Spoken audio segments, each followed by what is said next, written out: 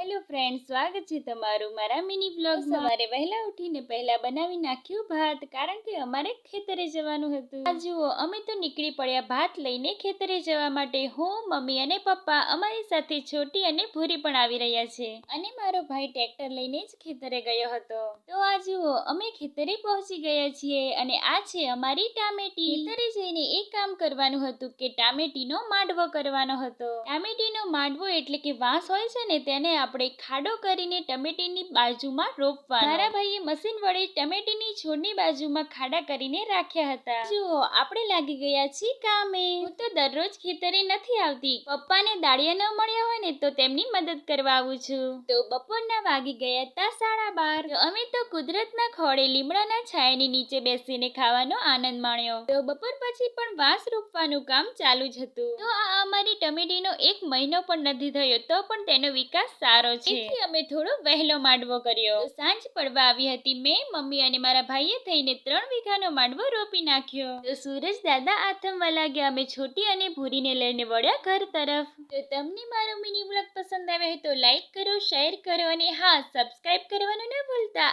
આવજો।